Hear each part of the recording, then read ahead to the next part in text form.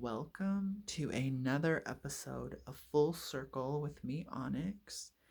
And I'm going to say this is an advanced talk lecture on the tarot. And it's advanced because it's more geared towards the occult versus fortune telling. And this pretty much isn't really for New Agers. This isn't for people trying to be psychic. This is more for the occult minded person. So, or a Western mystery school adept. Uh, what separates occultists is they are looking into the unknown, but they're using mathematics. They're using like sacred geometry. They're using numbers. They're using other means to try to understand as above, so below, as within, so without. And so it's kind of a pseudoscience. You could call it an elementary science. And so, because of that, you can take these abstract subjects like paranormal activity, magic, and you can apply some scientific principles, something very basic, and try to gain understanding, knowledge, maybe create a formula. And that is kind of different than being a fortune teller. That's different than being a psychic or a medium or someone who's going to like use supernatural forces to conduct, you know, an an experience like summoning an angel, praying, asking for God and assistance, working with demons and entities and elemental spirits. That moves more into the magical realm and spiritual realm, like spiritualism. The occultist will actually use the cards and will operate with them to divine the future. They will operate using the images, using color, using numbers, using letters. And so they're using systems. And it's kind of a calculation and a formulation to deduce answers.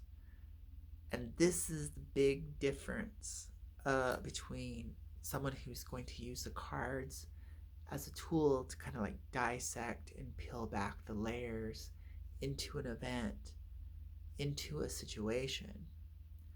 Uh, and so, if this is the type of mind you have that's geared more towards Western mystery teachings, if you see yourself as more, you like the mysterious and the spiritual, but you wish to engage it more in a scientific way, maybe less emotional, less of beliefs, less faith, less ritual, less, then this type of video and these teachings are for you. So, if you've seen any of my past videos on the tarot, they've been kind of interesting. And I credit this new direction, just this little tangent, uh, to Urban Alchemist, who pointed out one day when we were talking, he noticed that there's a red plumed feather through the Rider Waite tarot deck, and he noticed it. And we had a good conversation about it. And I let it all go, you know. I had to move on with my life. I had to try to find my balance. Work life can be pretty hectic for me. I haven't balanced that out. And so sometimes when I get overwhelmed, you know, if I add on a relationship, if I add on more work, or if there's something going on with the family, you know, it's too much. So I have to try to get back to what's real and get back to, you know, trying to maintain, find my sanity. But it got me curious. I'm like, what other hidden gems are there? What other Easter eggs are hidden? And, and I let it all go, but something was like pushing me. Something was like coming up to the surface. I would like wake up in the morning and images of the Rider-Waite deck of the major arcana would show up in my mind's eye. Like it would just pop up, and I'd be like, and I'd start to see some patterns, but nothing too significant. I already kind of revealed it, and I was doing it all from memory, So like a lot of my past videos, I'm just remembering the cards, and I'm just remembering seeing certain features. So finally, I had to get a deck of cards, some of the Rider-Waite deck. I'm like, some of my audience probably isn't too familiar with the cards. If I just say, like the Hanged Man or the Death card, they're not gonna really have that image in their mind well enough to go, oh yeah. So I decided I'd get a deck. And I was like, really? Another deck of cards? I already have 3 deck of cards of the Thoth deck, the Aleister Crowley, Lady Frieda Harris deck, That's the one I use. But for years, I started off with the Rider-Waite deck. And one thing that really turned me off to the Rider-Waite deck is its bright colors. And so I was like, really? I don't know if I want a brightly colored deck. I kind of like things a little dark, a little muted, a little old school Victorian. So I ended up going with the Pamela Colman Smith, the RWS deck.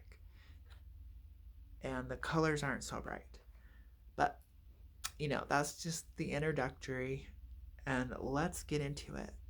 So I've mentioned in other videos that there are kind of keys and hidden pathways within the tarot that link them together. Sometimes they're visual. And then I was like, let's get a little bit more like a wizard. Let's get more like an occultist. Let's use some sacred geometry and use the Unicrucial hexagram. I mean, why is this card in there? But it must be the key that will unlock relationships, hidden meanings. And, I was like, let's do this. So I was like, one significant feature of the Crowley deck is it gives the astrological and planetary assignments to the cards. The little symbols are painted right in the picture, so it's so much easier to find those connections.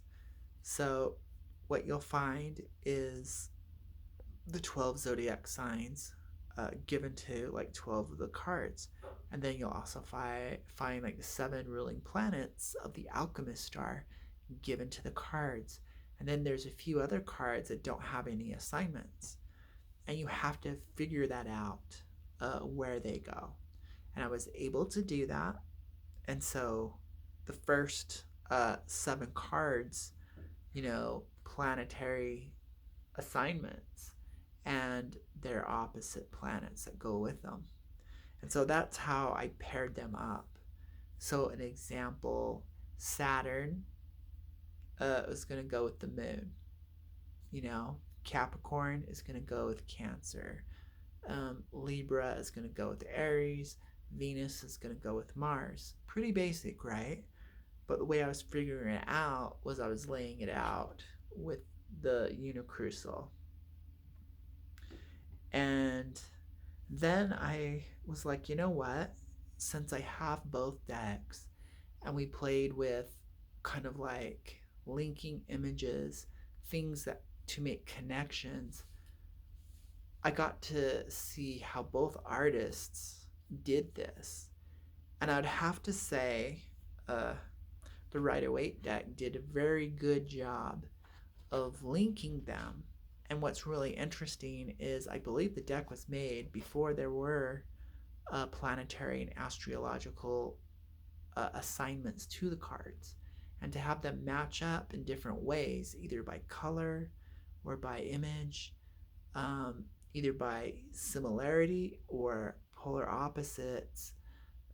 Uh, the the Rider Waite deck did a very good job.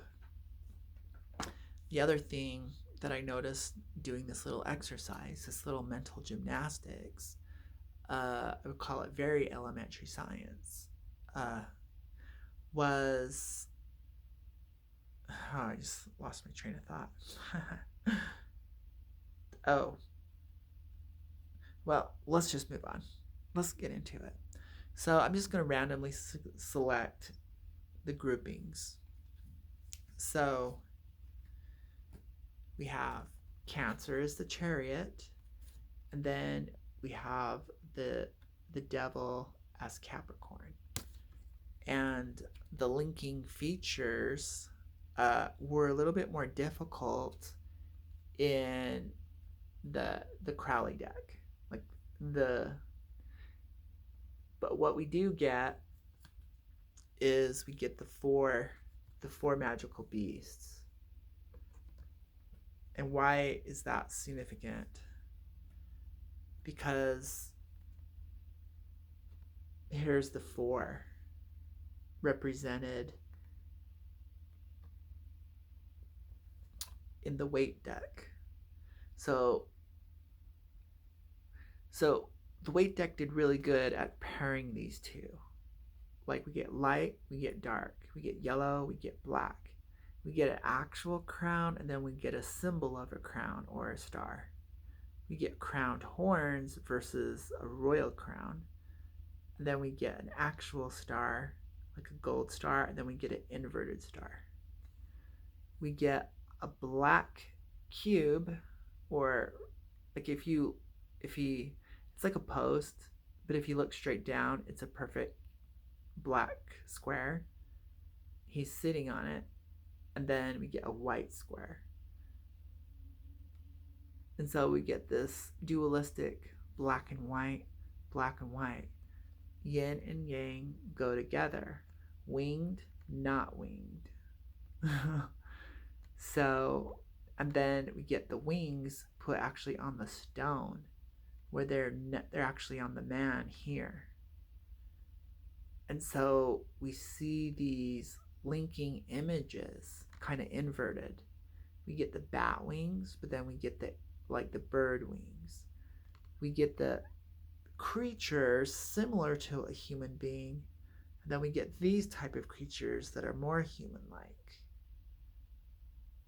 So very interesting. We get the vulnerability, the nudity, the transparency of this like nude devil, and then we get a man who's fully clothed and then some. There's some armor with it, and so very polarizing, and so very linked together. So this artist did a really good job of seeing the relationship kind of as polar opposites, but then linking them together through symbols. Now, what carried over, did this artist somehow get a clue, like an intuitive hit? She blended both together. She put the dark gargoyles with the light phoenix. She put them all in one card. So it was synthesized into one statement. And then we get, and what's interesting is the helmet is closed on this person. So this person, there may not even be a person in there. And so this one is completely armored, completely closed off. And then we don't even get a human being. We get a beast, some magical beast.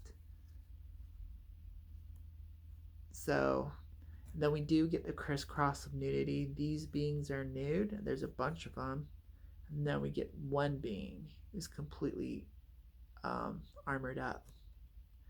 So some similarities, uh, interesting. And then this artist got the hint of wings in a mercurial nature. So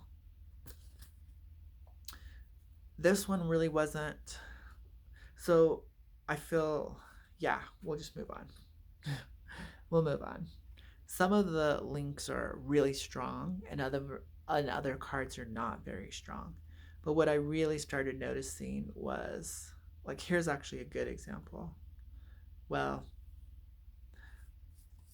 so the two opposites is Judgment and the Hangman are two opposite cards. They got no astrological correspondence. They got no planetary correspondence, but they did get fire and water. And interesting pattern, we get a fully clothed being, then we get a bunch of nudes. We get a living cross, and then we get the symbol of a cross. And so I found that quite interesting. So by opposites, they're linking together. They both have the crosses linking. But then what I found really interesting with the Crowley deck, it's inverted and flipped. They're in two opposite positions. These hands are hidden and these ones are revealed. And the symbol of life, a solar disc, and the symbol of life down by his feet. Total inversion. And what's really interesting is a lot of people think of hanging on a cross. They thought, we typically think, oh, like Christian symbolism there. But really, people were hung upside down on trees.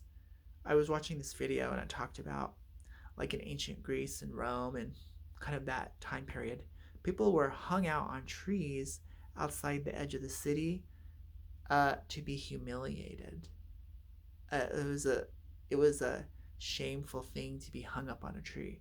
It didn't mean you were actually going to die and be crucified. I mean, I guess it could go to that extent. But it was really just to, like, shame and humiliate a person. So everyone coming in and out of the city could humiliate and shame you. Kind of like being shackled in the town square, those type of humiliation tactics. And so, like, in a lot of fortune teller readings, a lot of people miss that. It kind of looks comical, or they think of Odin hanging upside down and through the pile of blood scrying the runes, so they might think of something shamanic going on. But really, it was a humiliation. I'm just throwing that out there. But yeah, so did these two artists somehow interesting? So fully clothed, fully nude. Whoa. And then linking together opposite cards or symbols. And then usually, sometimes I notice a fully clothed being will then have multiple nude beings on the other side. So very interesting. And I guess you could say, definitely, I mean, I didn't realize it till now, but I guess angels are very much like gods. And then this one's full of gods, God images. So, mortal man, and the opposite, a god, a deity, a something divine, something that can't be killed.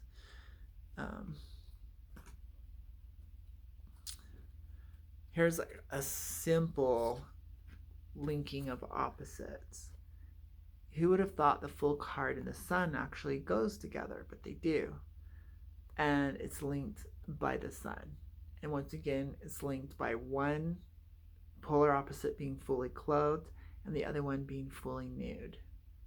You know, one actually riding a beast and it's useful and functional, and the other one is just like a playmate, probably out of control. You know how dogs are, not too useful compared to a horse who's going to plow a field and get you to point A to point B.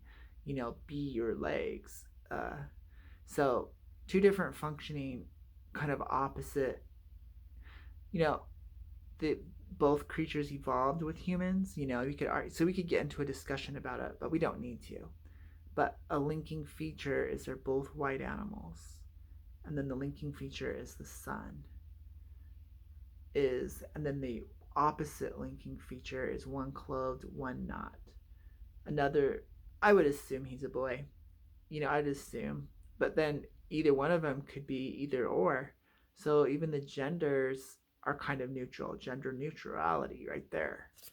So gender neutrality is actually a big mystery school teaching. And so most people don't get hung up on that once you've studied like the mysteries.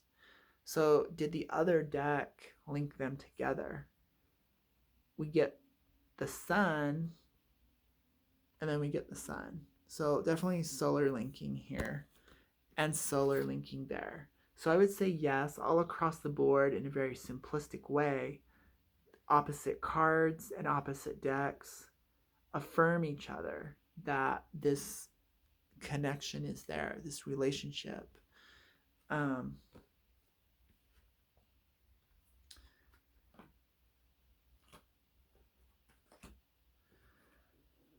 This one I actually found really interesting because it really wasn't a lot, but it was interesting. The link is like by opposite cards, opposite decks. We get the High Priestess with the moon, and then we get the World card renamed the universe, but she's holding the moon. She's holding a black moon, and in this one, she's stepping on like a golden crescent moon. And we get this polarity going on. So that was really what I found is the linking feature. Like I didn't really see too many others, but now that I look at it, one is standing or dancing and the other one is seated.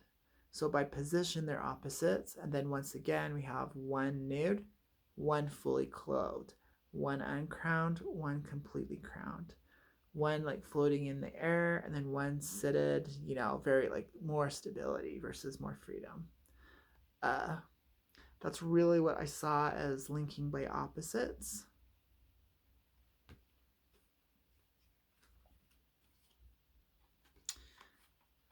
And so how, like in path working, in this relationship, they're yin and yang of each other. If you've drawn the High Priestess, you've also drawn the World card, and the meanings are there. So kind of, you could almost see the cards like this. There's only 11 high cards instead of the 22.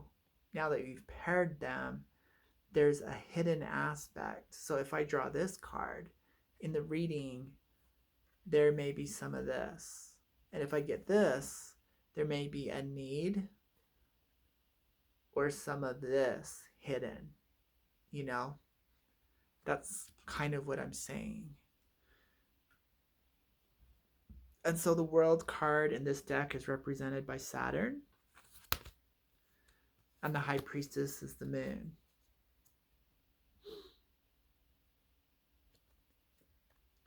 And because they're in relationship, it's almost like, you know, like in the yin yang symbol, if one piece is huge and white, then at its core it's dark and concentrated black.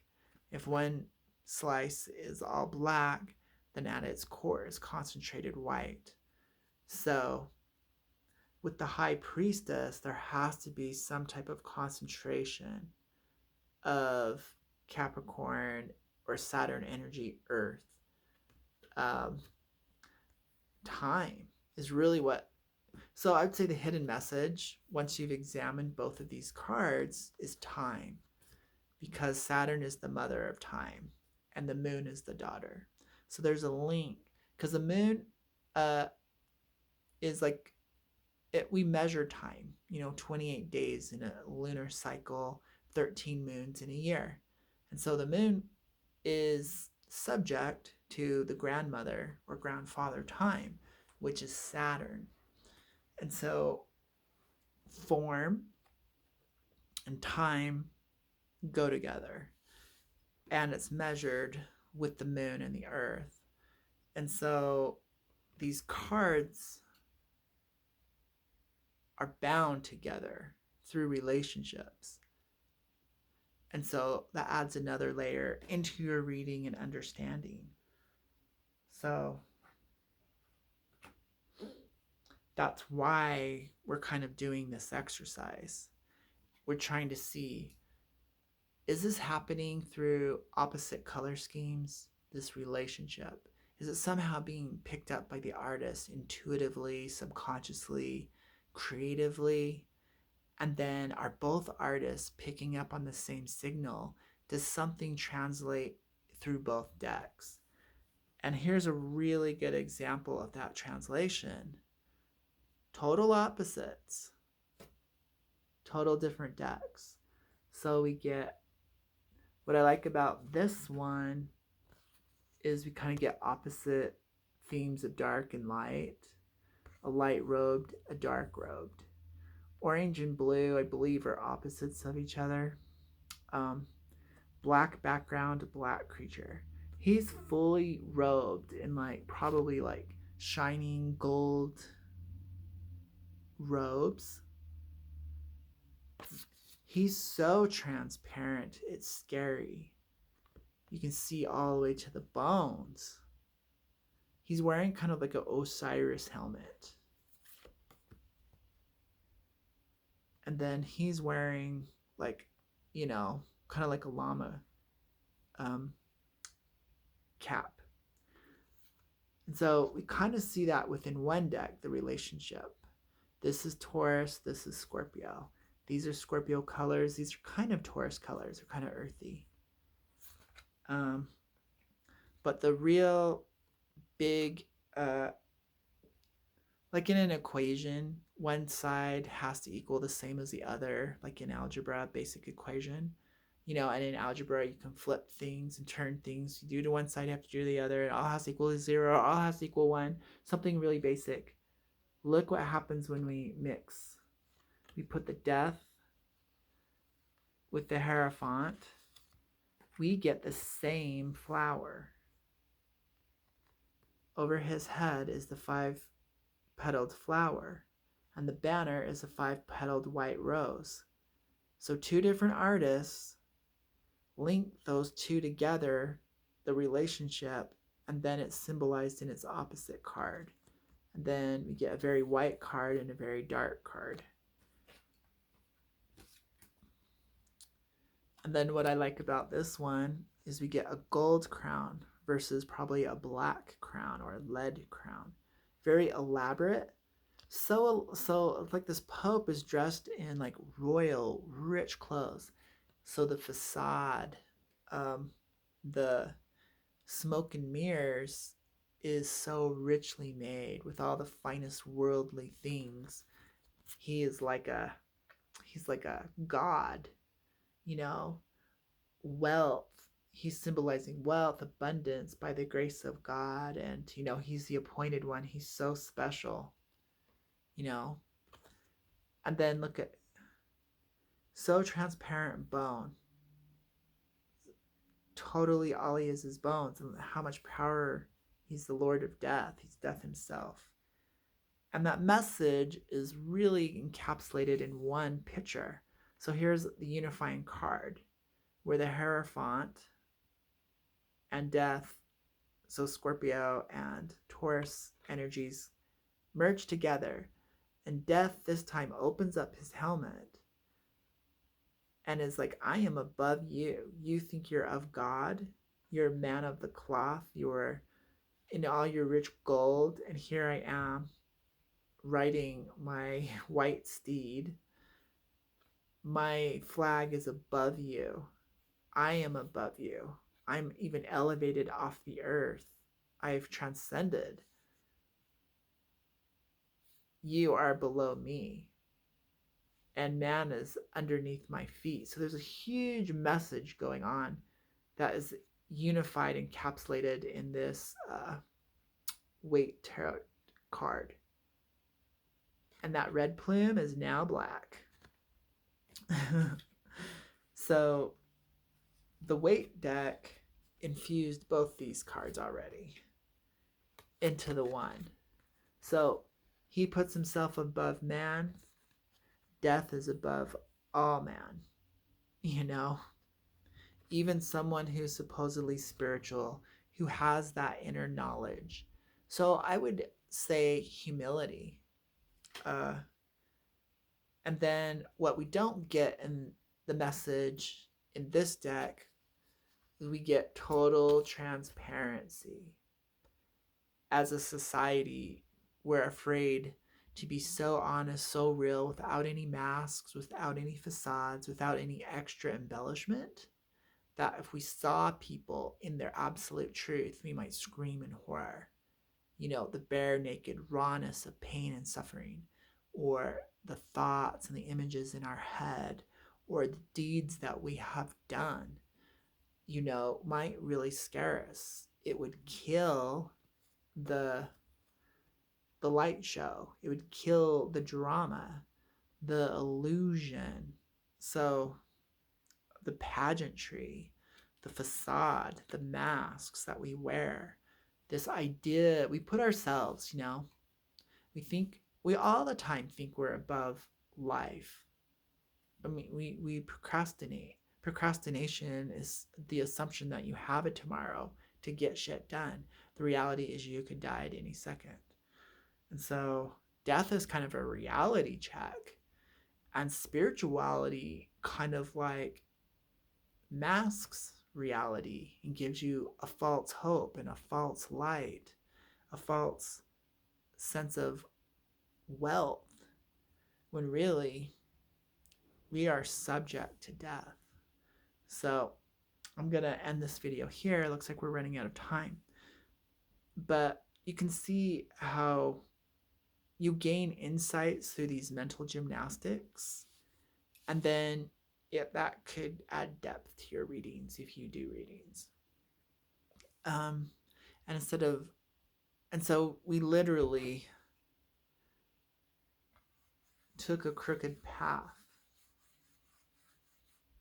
to create relationships